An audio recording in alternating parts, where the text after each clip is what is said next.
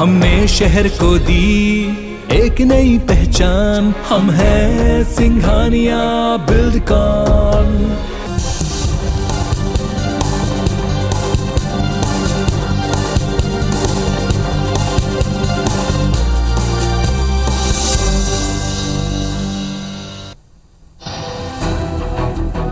UP चुनाव से मध्य प्रदेश कांग्रेस ने लिया सबक, हार्डकोर हिंदुत्व की ओर बढ़ाया कदम। 2023 की तैयारी, हिंदुत्व पड़ेगा भारी। यूपी विधानसभा चुनाव में जीत के बाद उत्साह से लबरेज मध्य प्रदेश बीजेपी अब मिशन 2023 की तैयारी में जुट गई है।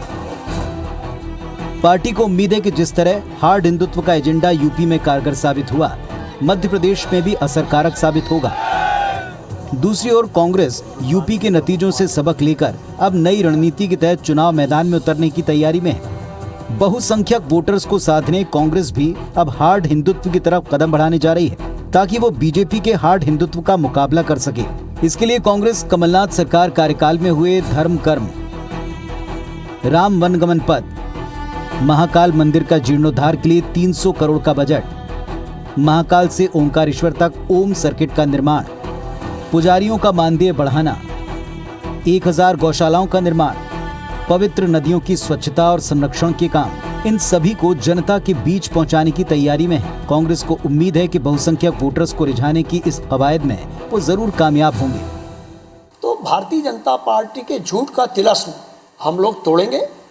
मध्य प्रदेश की जनता समझदार है, वो झूठ, फरेब और धोखे से निर्वाचित लूट की सरकार को एक बार फिर अपदस्थ करेगी। 2018 में भी किया था, हम 23 में भी करेंगे। उत्तर प्रदेश के चुनावी नतीजों को देखते हुए भगवान राम को अपना ब्रांड एम्बेसडर मानने वाली बीजेपी इन दिनों शिव की शरण में है। शिवराज सरकार काशी विश्वनाथ कॉरिडोर की तरह ही उज्जैन में 750 करोड़ की लागत से भव्य महाकाल कॉरिडोर बनाने जा रही है। खबर है कि अगले चुनाव के पहले इसका उद्घाटन पीएम नरेंद्र मोदी करेंगे। इसके अलावा 2000 करोड़ की लागत से ओंकारेश्वर में स्टैच्यू ऑफ वननेस के निर्माण की मंजूरी भी दे दी गई है। मकसद साफ है, 2023 के विधानसभा चुनाव से पहले बहुसंख्यक आबादी को अपने पाले में लाना। जाहिर है, बड़े वोट बैंक को साधने न सिर्फ बीजेपी संगठन बल्कि सरकार भी कदम ताल कर रही है। उज्जैन में जाएं, महाकालेश्वर जी के दर्शन करें और देखेंगे तो आसपास में आप ये पाएंगे कि वहाँ भव्य निर्माण के कार्य चल रहे हैं। जब भी माननीय प्रधानमंत्री जी समय देंगे तब ये कॉरिडोर का उद्घाटन होगा। महाकालेश्वर जी हम सब की आस्था के केंद्र है, वहाँ से अगर कोई अभियान शुरू होता है तो सफलता निश्चित मिलती है। बहरहाल बीजेपी और कांग्रेस दोनों अपनी कोशिशों के जरिए 2023 के चुनाव में माइलेज लेना चाहती है। कांग्रेस जहां कमलनाथ शासन के 15 माह के कार्यकाल में सॉफ्ट हिंदुत्व का जो ट्रेलर दिखाया था, उसे फिल्म बनाकर जनता के बीच पेश करने की तैयारी में है। शायद कांग्रेस को इस बात का एहसास है कि बहुसंख्यक वोटर्स को साधे बिना प्रदेश में बीजेपी से मुकाबला करना आसान न होगा। नवीन कुमार सिंह, IBC 24, भोपाल। नमस्कार, बहुत स्वागत है आप सबका। मैं पुनीत पाठक हूं और जो रिपोर्ट आपने देखी, विषय निश्चित तौर पर प्रदेश में आने वाले चुनाव से जुड़ा हुआ है। जो उत्तर प्रदेश समेत अन्य राज्यों के चुनाव के नतीजे आए, उसने कांग्रेस पार्टी को जाहिर तौर पर झटका और झटके से जुड़ा एक सबक दिया है। और ख़ास तौर पर उत्तर प्रदेश में तमाम चुनौतियों के बावजूद जिस तरह की भारतीय जनता पार्टी की जीत का स्वरूप रहा, उसने दलों को और ख़ास तौर पर कांग्रेस पार्टी को सोचने पर मजबूर कर दिया। क्योंकि जिस हिंदुत्व के ऊपर राष्ट्रीय नेतृत्व टिप्पणियां करता है या प्रश्न उठाता है, अब उसी हार्ड हिंदुत्व के एजेंडे के ऊपर पार्टी प्रदेश में लौट सकती है। इस बात के संकेत पिछले दिनों मिले और अपने जो शासनकाल के कामकाज हैं उसे जनता तक पहुंचाने, जो हिंदुत्व से जुड़े काम हैं उसे जनता तक पहुंचाने का बीड़ा अब नेताओं ने उठाया है। और कुछ इसके जुड़े हुए मुद्दों पर प्रदर्शन हम अभी से देख चलें। हमारे साथ इस विषय पर बातचीत करने के लिए दोनों पक्षों से दो बहुत ही समर्थ नेता हैं। रजनीश अग्रवाल साहब हैं, प्रदेश मंत्री भारतीय जनता पार्टी के, तमाम दायित्व इन दिनों वे प्रदेश में बीजेपी के भीतर संभाल रहे हैं। और स्वदेश शर्मा साहब हैं, कांग्रेस पार्टी के नेता और प्रवक्ता। आप दोनों को नमस्कार, बहुत स्वागत है आपका इस मंच पर। पहले आज स्वदेश जी आपसे सवाल है, कांग्रेस पार्टी जो हिंदुत्व को लेकर नेतृत्व की तरफ से कुछ बातें की जाती हैं, अब लेकिन जो उत्तर प्रदेश का नतीजा है, क्या इसके बाद कांग्रेस पार्टी को अपनी हम कह सकते हैं कि पूरी रणनीति बदलनी पड़ रही है? अब उस बहुसंख्यक वर्ग को क्या काम किए गए ये गिनाने के लिए एक अभियान छेड़ना पड़ रहा है? देखिए पुनीत जी, ये बिल्कुल आपका सवाल बड़ा लाजमी है, लेकिन कांग्रेस में अब न तब ये सब सारी चीज़ें नहीं होती कि किसी को देख करके हम अपनी रणनीति को चेंज कर दें। हम ये जानते हैं राष्ट्रपिता महात्मा गांधी के हम अनुयायी हैं, जिनकी सुबह रघुपत राघव राजा राम से होती थी, शाम दलित बस्तियों में गुजारा करते थे, तो हम उनके पथ चिन्हों पर चलते रहे। चाहे रामलला के पट खोलने का काम हो तो स्वर्गीय राजीव गांधी ने किया। हम अगर बात करें मध्य प्रदेश की तो माननीय कमलनाथ जी ने 108 फुट के हनुमान जी के निर्माण कराया उनकी मूर्ति का, लेकिन उसका राजनीतिकरण नहीं किया। हमारे माननीय दिग्विजय सिंह जी ने 3300 किलोमीटर पैदल यात्रा की नर्मदा माँ की, लेकिन उसका राजनीतिकरण नहीं किया। हम ये जानते हैं माननीय कमलनाथ जी की 2018 में सरकार आई, उसके पहले देखा कि 2007 में जब मुख्यमंत्री शिवराज सिंह जी चौहान हुआ करते थे, राम पथ गमन में ये भगवान राम के नाम पर वोट भी मांगते हैं, जबकि कांग्रेस राम के नाम पर वोट नहीं मांगती। राम हमारा आस्था का केंद्र है, राम से हम देश की, विश्व की, जीव जंतुओं की सुख समृद्धि मांग सकते हैं, लेकिन उनके नाम पर वोट नहीं मांग सकते, उनके नाम पर हम राजनीति नहीं कर सकते, क्योंकि हम जानते हैं हमारे संविधान में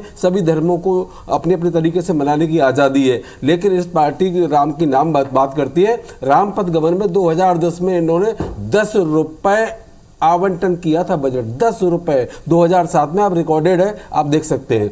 और रहा सवाल गौ माता की बात करते हैं।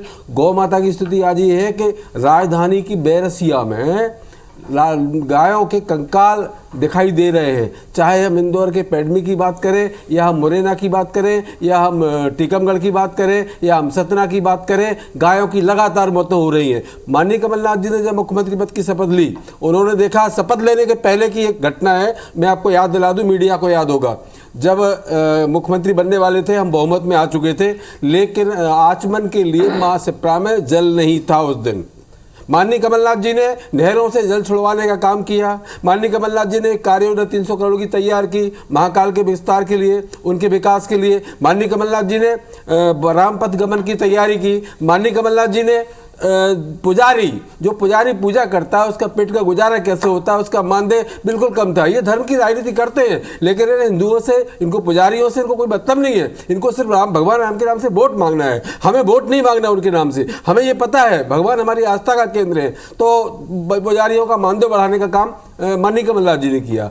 अगर हम कांग्रेस के किसी भी नेता की बात कर लें, हर नेता इतना धार्मिक है, चाहे पचौरी जी हो तो माँ पीताम्बर तक जाते हैं दतिया, आपको राहुल भैया की बात करें तो मैयर हमेशा जाते रहते हैं। आप दिग्विजय सिंह की बात करेंगे तो राघवगढ़ में राघव सरकार का मंदिर है, उनके मत्था टेकने के बिना वो बाहर नहीं निकलते। उनकी एक परंपरा है पूरे परिवार की, छोटा बच्चा हो चाहे बुजुर्ग हो, पहले मत्था टेकेंगे राघव सरकार के दहलीज पर। मेरा सवाल यही था स्वदेश जी, तो क्या अब ये सारे कार्य, क्योंकि आपने उत्तर प्रदेश के नतीजे देखे हैं और आपने भी माना कि सवाल रेलेवेंट है, ये सारी बातें में से कुछ भी नया नहीं, लेकिन क्या अब आप ये मानते हैं कि अब ये केवल कहना नहीं या बोलना नहीं, बल्कि अब इसे दिखाना, जताना भी पड़ेगा कांग्रेस पार्टी को, इसे जनता के बीच ले जाना भी पड़ेगा? आप ही मानते हैं इस बात को? देखिए, जनता 15 महीने की सरकार में ये समझ चुकी थी। आपने देखा होगा जब उपचुनाव होते हैं, उपचुनाव में विपक्ष कभी जीत नहीं पाता है। 2017 को छोड़ दिया जाए उसके बाद से, क्योंकि 2017 में माननीय मुख्यमंत्री शिवराज सिंह चौहान से जनता नाराज थी, क्योंकि इनके कार्यकाल में 15,126 किसानों ने आत्महत्या की थी।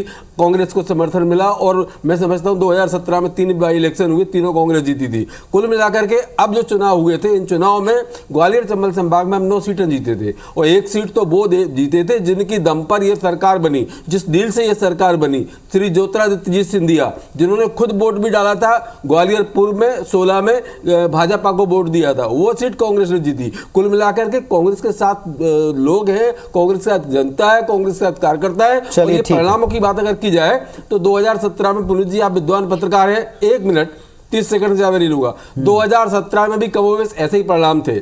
2017 का उत्तर प्रदेश का था, गोवा का था, मणिपुर का था, लगभग ऐसे थे। हमारी सरकार तो नहीं बनी थी, पंजाब को छोड़ दिया जाए तो।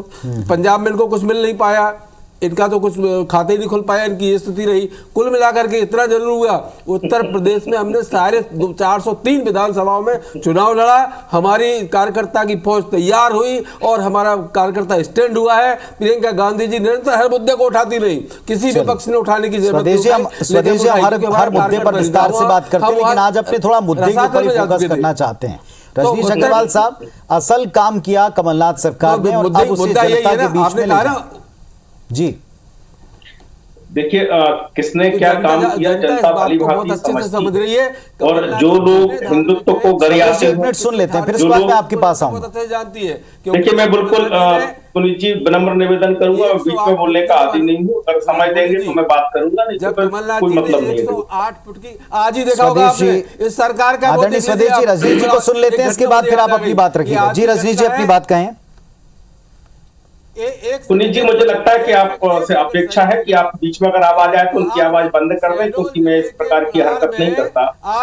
किसने क्या काम किया, किस प्रकार की नीतियां रही, जनता देश में जानती है, मध्य प्रदेश में जानती है। हिंदुत्व के साथ में और हिंदुओं के साथ में नीतियों के तौर पर, सरकार के तमाम प्रकार की शैली के तौर पर, कामकाज के तौर पर किस प्रकार का अत्याचार हुआ जानते हैं।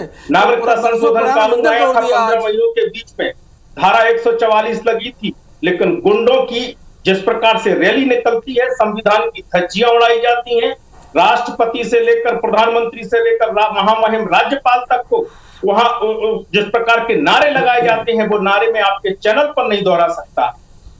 वो कांग्रेस बात करेगी, वो कांग्रेस जो चाहे वो नमक गोदाम, बेगम बाग, ये जिस प्रकार के धरने यहाँ 70 दिनों तक चले इंदौर में, उज्जैन में महाकाल का रास्ता रोक दिया गया, वो कांग्रेस बात करेगी। वो कांग्रेस जो नलखेड़ा के पास में सुसनेर विधानसभा में जो बड़ा गौ अभ्यारण्य बना है, वहां बड़ी तादाद में आप चैनल ने दिखाए किस प्रकार से गायों की वहां मौतें होती थी, और ये लापरवाही आपने सिंगस कराया, उस सिंगस भी भ्रष्टाचार की भेंट चढ़ गया। हमने जब सत्ता संभाली, माननीय कमलनाथ जी ने सत्ता संभाली, तब आचमन के लिए जल नहीं था। अभी उनको बोलने दें, इसके बाद फिर आप अपना उत्तर रखें। जो धर्मस्व मंत्री है उन्होंने बयान दिया था किस प्रकार से ये पूरा हिंदुओं के मंदिरों को अधिग्रहण करने पर तुले हुए, ये किसी से छिपा हुआ नहीं, एक नहीं कई सैकड़ों ऐसे उदाहरण देश में, मध्य प्रदेश में मिल जाएंगे, वो बात करेंगे। सवाल है, अगर करते हैं हिंदुत्व को लेकर आगे बढ़ते हैं तो जनता भी स्वीकार करती है, क्योंकि हिंदुत्व इस देश की पहचान है। हिंदुत्व सुप्रीम कोर्ट ने कहा कि इस देश की पहचान है, इस देश का जिस प्रकार से जीवन शैली है वो हिंदुत्व है। लेकिन हिंदुत्व को गरियाने का काम राहुल गांधी ने किया, दिग्विजय सिंह ने किया, जिस प्रकार की बयानबाजी ये करते हैं। अरे कौन पूजा करता है नहीं करता इसका मायने नहीं है।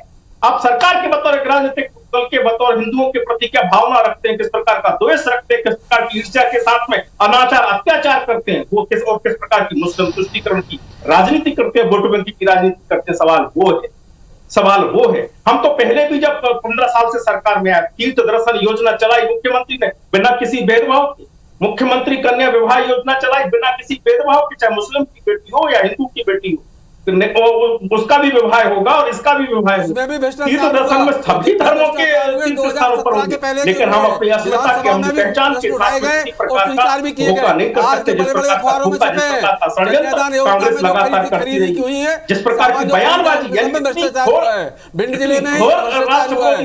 बयानबाजी करने का काम स्वयं दिग्विजय सिंह जी से लेकर राहुल गांधी जी तक करने का लगातार उदाहरण हमारे सामने पुस्तक में, जब काशी पुनर्निर्माण, काशी कॉरिडोर बनना होती है, इसके दुख के रथ में हाथ रखते हैं, वो छिपे हुए नहीं है। राहुल गांधी जी ये कहते हैं कि ताला खुलवाया, फैजाबाद कोर्ट ने ताला खुलवाया। आप तो बाबरी मस्जिद पुनर्निर्माण करवाने पर तुले हुए थे श्रीमान, बाबरी मस्जिद पुनर्निर्माण का आपने कहा कि भाभी 6 दिसंबर की शाम को आपकी केंद्र की सरकार का ये बयान था, 7 सितंबर को बयान को दोहराया गया बाबरी मस्जिद एक्शन कमेटी के साथ। एक सवाल है रजनीश जी, एक सवाल के साथ में मैं लौटूंगा। अब कांग्रेस पार्टी कहती है कि वो हिंदुत्व से जुड़े जो असल काम उनकी सरकार ने किए और धर्म को हम अपना राजनीतिक टूल नहीं बनाते, अब हम उन कामों को प्रचारित प्रसारित करेंगे। तो क्या भारतीय जनता पार्टी कम से कम क्या इस बात का क्रेडिट लेगी कि वो जिस अंदाज में चुनाव लड़ती है अब उस पर बाकियों को भी आना पड़ेगा, क्योंकि दोनों को एक ही तरह के शस्त्र लेने पड़ेंगे। 2023 के चुनाव से पहले जहां दल अपने अपने संगठन को मजबूत कर रहे हैं, वहीं मुद्दे और मुद्दों के साथ साथ क्या चीजें उत्तर प्रदेश के चुनाव में काम की, किसके पक्ष में गए, इसके आधार पर कुछ रणनीतियों में परिवर्तन भी देखने को मिल सकता है, जिसकी शुरुआत भी हो गई। रजनीश अग्रवाल साहब, जिस तरह कांग्रेस पार्टी बार बार कहती रही और अब फिर और जोर से कह रही कि जितना हमारा कार्यकाल था हमने उसमें हिंदुओं के लिए असल काम किया, जमीन पर काम किया, उसका राजनीतिक तौर पर इस्तेमाल नहीं किया। देखिए, मैंने पहले भी कहा, मैं स्वागत करूंगा कि कांग्रेस जाए और इस मुद्दे पर जनता से बात करने के लिए तैयार हो। कमलनाथ जी, दिग्विजय सिंह जी, तमाम इनके नेता छोटे बड़े हैं, आए मैदान में इस बारे में बात कर। हमें भी मौका मिलेगा बताने का किस प्रकार से इन्होंने तुष्टीकरण की राजनीति, किस प्रकार से इन्होंने हिंदुओं के साथ में नागरिकता संशोधन कानून के मामले में सिखों के बौद्धों के साथ में अन्याय किया। हमें भी बताने का मौका मिलेगा किस प्रकार से उन्होंने मुगल आक्रांताओं का पक्ष लेने का काम किया, जिन्होंने मंदिरों को ध्वस्त किया, जिस औरंगजेब ने मंदिरों को ध्वस्त किया, जिस गजनी ने सोमनाथ को लूटा, किस प्रकार से उनके समर्थन में खुल के इनके नेता उतरने का काम करते रहे, किस प्रकार से ये आक्रांताओं के फेवर में बात करते रहे। टीपू सुल्तान जो हिंदुओं का नरसंहार करने वाला है, उनके साथ खड़े होने वाले इनके नेता, उसकी जयंती मनाने वाले इनके नेता कर्नाटक की सरकार के दौरान रहे। हमें बताने का मौका मिलेगा कि किस प्रकार से इन्होंने मध्य प्रदेश में मंदिरों का अधिग्रहण करने का काम किया था, किस प्रकार से इनकी नीति इस प्रकार की बनी थी कि मंदिरों पर कब्जा जमाओ, उनकी जमीन पर कमर्शियल तमाम प्रकार की गतिविधियां बढ़ाओ और उसका पैसा मुल्ला मौलवियों की तनख्वाह देने में करो। वो भी हमने फैसले देखे हैं और आप लोगों ने दिखाए। सतना में संस्कृति मंत्री तत्कालीन ने किस प्रकार से घोषणा की थी, वो नीति बताने का काम किया था। हमें दिन याद है उस प्रकार से किस प्रकार से अत्याचार हिंदुओं के साथ में, हिंदू संगठनों के साथ करने का काम कांग्रेस की सरकार ने किया था। इसलिए केवल 15 माह का नहीं, 70 साल का हिंदुत्व को गरियाने का काम ये करते रहे, हिंदुत्व को गरियाने का काम ये करते रहे। राहुल गांधी ने अभी कुछ महीनों पहले हिंदुत्व को गरियाने का काम किया, जिस हिंदुत्व को परिभाषित करने का काम 1991 में सुप्रीम कोर्ट ने किया और कहा कि देश की जीवन से लिए। रजनीश जी, आप पूछना चाह रहे हैं? स्वदेश जी आप पूछ सकते हैं, पूछिए क्या पूछना चाह रहे हैं और क्या दिखा रहे हैं आप बताएं। ये शहडोल के बुढ़ार में आज ही राधा कृष्ण का मंदिर जो सदियों पुराना था, आज उसको तोड़ा जा रहा है। ये फुटेज देख लीजिए, ये आपके सामने है। आप इनको कृपया करके जूम करके दिखा दें ताकि इनको दिखाई दे जाए कि क्या कर रहे हैं। ये दिख रहा हो तो देख ले, जवाब दे सरकार। ये धर्म की बात करती है, धर्म की ठेकेदार बिल्कुल आज बिहार में मंदिर तोड़ा जा रहा है राधा कृष्ण का। हिंदुओं के साथ में खड़े होने का आप देखिए ना, क्योंकि हिंदू ये मैं नहीं बोल रहा हूँ, वीडियो सामने है, के साथ में खड़े होना गुनाह नहीं है। और आप बोलो, आप कलेक्टर को फोन लगा लीजिए, पता चल जाएगा। राम मंदिर के दिन केवल आंसू नहीं टपके आपके नेताओं के, बस ये हिंदू चिल्लाने से हिंदू का भला नहीं हो जाता। हिंदुओं के लिए काम करना पड़ता है। कांग्रेस ने काम किया है, देश की आजादी मिलने के अब तक सोशल मीडिया में हमने काम किया है, हमने संस्थान बनाए हैं, हमने हॉस्पिटल बनाए हैं, हमने बड़े बड़े संस्थान बनाए हैं। आज नहीं बनाए होते तो बता दीजिए आप। आज कोरोना से लड़ने की बात और वैक्सीन की मैन्युफैक्चरिंग की बात आप कहाँ से कर लेते हैं? स्वदेश जी, सवाल मेरा फिर से आपसे बड़ा क्लियर है। स्वदेश जी सवाल सुन लीजिए, सवाल मेरा आपसे बिल्कुल क्लियर है। आप ही के बड़े नेता हिंदुत्व को लेकर जिस तरह के बयान देते हैं और उससे जनता के मन में जो पार्टी की छवि बनती है और जो पार्टी का लगातार पिछला इतिहास रहा है, जिस तरीके के काम रहे हैं और अब जिस तरह की राजनीति से आपका दो चार या वास्ता हो रहा है, जिसमें आप बार बार हर चुनाव में जाते हैं, अपने मुद्दों को उठाते हैं, बात करते हैं और फिर नतीजे सबके सामने। इसके बाद आपको भी क्या अपनी भाषा शैली, आपको भी अपना तौर तरीका, आपको भी अपना हिंदुत्व को लेकर क्या नजरिया या बयान कम से कम बदलने पड़ रहे हैं? देखिए, ऐसा है बिल्कुल हरगिज नहीं है। हम भगवान राम हमारी आस्था का केंद्र हैं। हम उनसे विश्व की जीव जंतुओं के कल्याण की आराधना कर सकते हैं, कामना कर सकते हैं, उनसे मांग सकते हैं, लेकिन उनके नाम पर हम वोट नहीं मांग सकते। उनके नाम पे हम दान दे सकते हैं, दान ले सकते हैं, भिक्षा दे सकते हैं, भिक्षा ले सकते हैं भगवान राम के नाम पर, लेकिन हम वोट उनके नाम पर नहीं मांग सकते। ये भारतीय जनता पार्टी उनका उपयोग करती है वोट के लिए। हम काम करते हैं, जैसे हमने पुजारियों का मानदेय बढ़ाया। हमको पता है कि हमारा पुजारी परेशान रहा है, आपके उनको गरीब बने रहने दो, कुछ नहीं किया हमने। केवल एक जमात को गरीब बने रहने दो। आपने क्या किया? कुछ नहीं किया। हमने आप भड़काते रहो। करके महाकालेश्वर का निर्माण करने का काम किया। आपने क्या किया बता दीजिए? हमने 1000 गौशाला, और उनका आप संचालन नहीं कर पा रहे। विधानसभा में ऐसी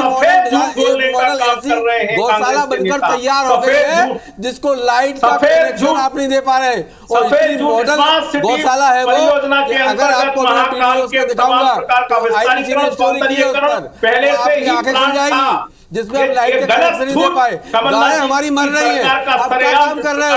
हमने 1000 गौशालाएं बनाई, आप एक का नाम ले लो। चलिए, स्वदेश जी पर्याप्त अवसर है, स्वदेश जी पर्याप्त अवसर है, पर्याप्त मौका है। अभी 23 में बहुत वक्त है, लेकिन इतना तो तय है कि बयानों से, एक्शन से और अपने कैंपेन से या अपनी बातों से जनता के बीच में स्वयं आपके बड़े नेता कह रहे हैं इन चीजों को ले जाने के लिए, तो क्या वो बातें पहुंचाई नहीं गई?